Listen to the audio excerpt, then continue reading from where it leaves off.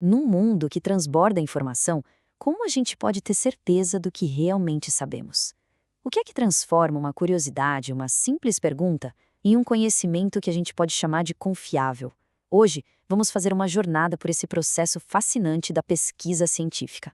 A ideia é desvendar o caminho que vai daquela pergunta inicial até uma descoberta que tem credibilidade. E olha só o nosso mapa para essa análise. A gente começa com os fundamentos do conhecimento, depois mergulha de cabeça no método científico, vê como ele se aplica na prática, entende como os resultados são comunicados e, para fechar, descobre como se planeja uma pesquisa do zero. Então, para começar, antes mesmo de falar de ciência, é super importante entender que existem diferentes jeitos de conhecer o mundo. Vamos dar uma olhada nas quatro principais. Primeiro, a gente tem o conhecimento teológico, sabe? Ele se baseia na fé, em doutrinas que são consideradas sagradas, em revelações. É uma forma de buscar respostas para o desconhecido através da inspiração, do que é sagrado e não exatamente de uma prova que a gente possa testar. Em seguida, vem o conhecimento empírico. Esse é o conhecimento que a gente adquire no dia a dia. Sabe, nas nossas experiências, nas nossas observações, ele é bem prático, baseado no que a gente vê, ouve e sente. Mas, raramente, ele é organizado, sistemático. Em resumo, o que a gente chama de saber da vida. Depois, temos o conhecimento filosófico. Ele nasce da combinação da experiência com a reflexão, com o pensamento profundo. Ele lida com coisas que a gente não consegue tocar ou ver, como a ética, o sentido da vida. A ferramenta aqui é a lógica, é o raciocínio para construir os argumentos. E aí, por fim, chegamos no conhecimento científico. O que torna ele único é justamente o seu método. Ele é sistemático, ele é verificável e, o mais importante, ele é falível. O que isso quer dizer? Que ele está sempre aberto para ser testado, corrigido e melhorado. A ciência não busca uma verdade absoluta, mas sim a melhor explicação que a gente tem com base nas evidências disponíveis. E isso nos leva a uma distinção que é fundamental. De um lado, o senso comum, aquele conhecimento mais intuitivo, subjetivo, que a gente usa todo dia. Do outro, a ciência, que busca ser objetiva através de um método rigoroso. Para construir um conhecimento realmente confiável, a intuição sozinha não basta. É preciso um processo. E esse processo, que transforma tudo, tem um nome: método científico. Ele é o verdadeiro motor da descoberta, a ferramenta que pega as perguntas e transforma em respostas que podem ser testadas. A lógica dele é bem clara. Primeiro, se levanta um problema, uma questão. Depois, se propõe uma hipótese, que nada mais é do que uma possível resposta. Aí vem a parte de coletar dados, seja observando ou fazendo um experimento. Com os dados em mãos, a gente passa para a análise e, finalmente, formula os resultados. É um ciclo de curiosidade, teste e descoberta. E para analisar esses dados, existem duas lógicas principais. O raciocínio indutivo é como ser um detetive.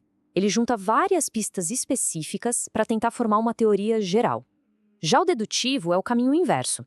Ele parte de uma regra geral, tipo todos os mamíferos respiram, para fazer uma previsão sobre um caso específico. Ok, agora vamos sair um pouco da teoria e ir para a prática. Porque fazer uma pesquisa é muito mais do que só seguir esses passos, sabe? Envolve uma enorme responsabilidade e, claro, ética. E aqui, o ponto é crucial. Ética na pesquisa não é um detalhe, não é opcional. Princípios como não causar nenhum tipo de dano, ter o consentimento das pessoas que participam e proteger o anonimato delas são a base, o alicerce de qualquer estudo sério e respeitoso. No fundo, todo projeto de pesquisa se resume a responder três perguntas essenciais. O que, ou seja, o que exatamente vai ser estudado, por quê, qual é a relevância, a importância disso e como, de que jeito os dados vão ser coletados e analisados. Essas três perguntas são a bússola de qualquer pesquisador.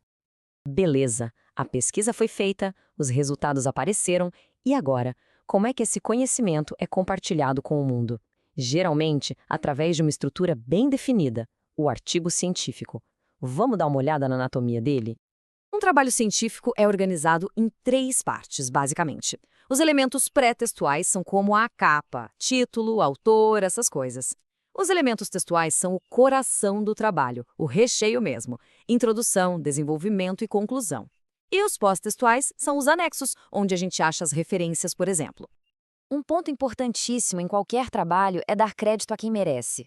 Quando usamos as palavras exatas de outra pessoa, fazemos uma citação direta. É um copia e cola mesmo, que exige aspas, o sobrenome do autor, o ano e, o que é fundamental, o número da página de onde a citação foi tirada. A outra opção é a citação indireta. Aqui, a ideia do autor original é reescrita com as nossas próprias palavras.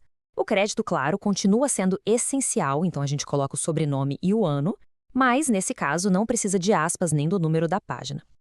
E se a gente encontra uma citação muito boa dentro de outro texto que estamos lendo, como faz?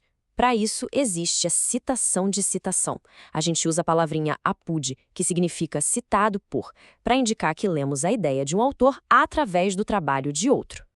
E assim, a gente chega na nossa última parte. Com todo esse conhecimento em mãos, como é que se começa? Bem, tudo começa com um bom plano, ou seja, um projeto de pesquisa. O projeto de pesquisa é o roteiro, a planta baixa do trabalho. Ele define qual é o problema, a hipótese, a justificativa da importância dele, o objetivo final e, claro, a metodologia, o plano de como tudo vai ser feito. Também inclui as fontes, um cronograma e as referências. É um mapa que guia toda a pesquisa, do começo ao fim. E assim a gente fecha o nosso percurso. Das formas de saber até o plano de ação, vimos que a pesquisa científica é, na verdade, um processo bem estruturado para transformar curiosidade em credibilidade. E isso nos leva à pergunta final: qual é a questão que te deixa com tanta curiosidade a ponto de querer respondê-la?